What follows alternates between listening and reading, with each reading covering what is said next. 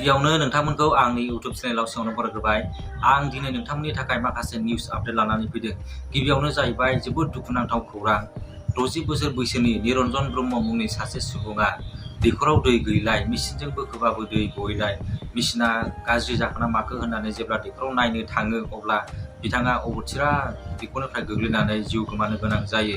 आरो फिसाज्लाया बिफानि गोग्लैनायखौ खोनानानै जेब्ला दैखराव थाङो अब्ला बिफानि गोग्लैनायखौ नुनानै बिफाखौ बासायनो होननानै दैखरावहाय ओंखारलाङो। अब्ला फिसाज्लायाबो हां मोना जानानै मेगन नुयै जानानै जांख्लानिफ्राय गोग्लैनानै अबथिरा जिउ गोमानो गोनां जायो। बे दुखुनांथाव जाथायानो जादों गलाघाट डिस्ट्रिक्टनि सिङाव थानाय सरुफोथार उरियाम घाटनि 2 नं आजारगुरियाव जादों। जोबोद दुखुनांथाव जाथाय।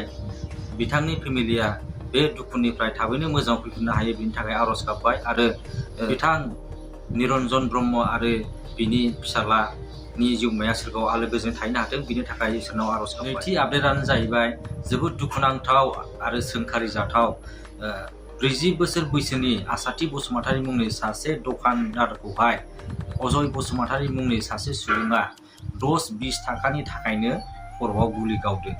जोबोद दुखुनांथाव आरोना। घटनाया ओरैबायदि जादों, दखानाव गय जानानै साहा लोंनानै जुदि बे फैसाखौ होनो हायाबा, दखानदार जुदि बिनायावनो लाजिनांनानै जुदि बेबायदि गावनांगौबा बेसेबां दुखुनांथाव जाथाय बेफोर बर'जों बर'नो। बे जाथाया जादों चिरां डिस्ट्रिक्टनि रुनिकाटा थानानि सिङाव थानाय सुलेखा बाजारनि दै गुदुं होननाय मोनसे गामियावहाय बे जाथाया जादों आरो जोबोद दुखुनांथाव।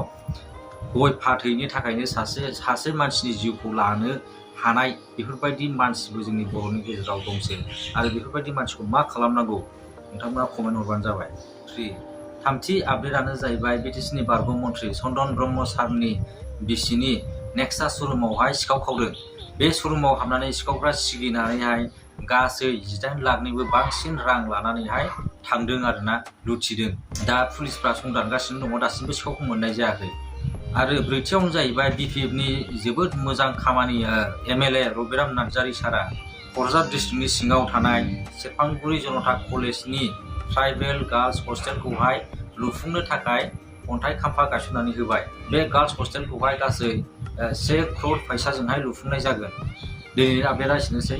बयबो मोजाङै थाबानो जाबाय, गोजोनै थाबानो जाबाय।